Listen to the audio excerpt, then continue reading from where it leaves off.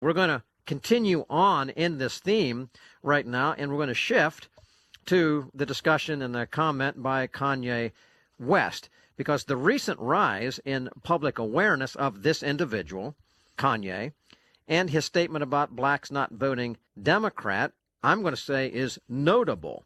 But Kanye's statement about his conversion to Jesus Christ, I'm going to go far and say is even more so.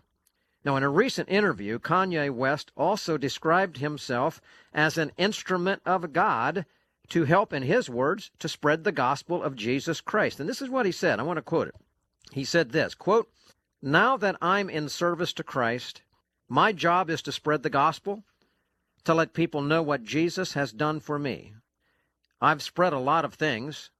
There was a time I was letting you know what high fashion had done for me. I was letting you know what the Hennessy had done for me. But now I'm letting you know what Jesus has done for me. And in that, I'm no longer a slave. I'm a son now, a son of God. I'm free." End quote.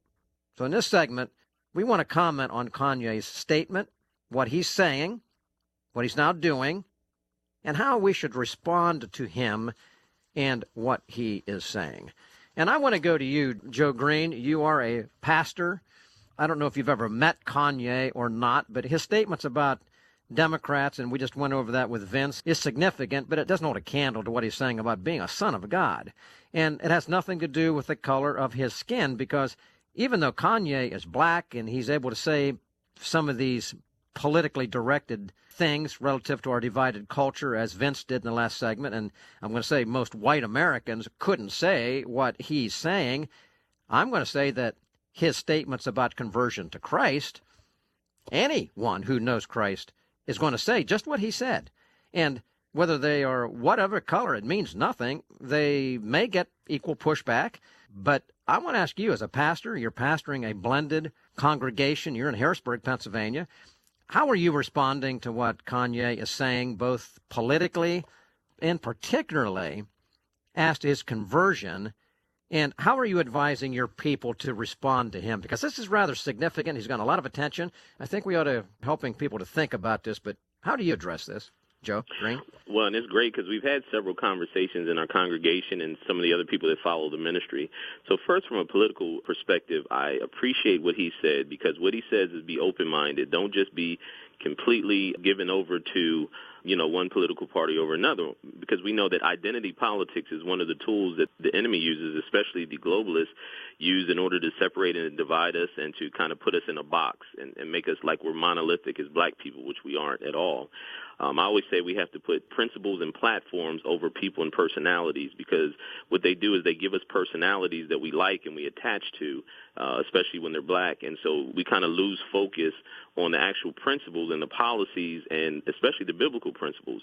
So that's the first thing. I appreciate him saying that we got to open our eyes and not just be beholden to one party. But from a spiritual standpoint, I try to remind the congregation of three primary things. The first one is that God doesn't love Kanye's soul any more or less than any other soul. He's a soul just like anybody else. He just happens to be talented and has a huge platform. And so we have to pray for him that this is a true conversion, and everything he's saying and doing right now has all the signs of a true conversion. The other thing I like to remind them is that he is still a novice. He's a babe in Christ. And so because of that, as the Bible tells us, we shouldn't elevate him too quickly onto a platform.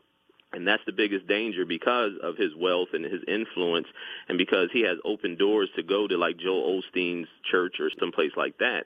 We have to be very careful of that, because if it's not a true conversion, he could lead many people astray or to harm many people in the process. So as a pastor, I wouldn't put him on a platform. As a minister, of course, he can do whatever he wants to do, and he can express whatever he wants to do. But ultimately, we have to pray for his soul and hope it's a true conversion. But at the end of the day, it has to be based on biblical principles. And because of his past, he had some mental health issues, and because in the past he's actually referred to himself as Jesus, or Jesus.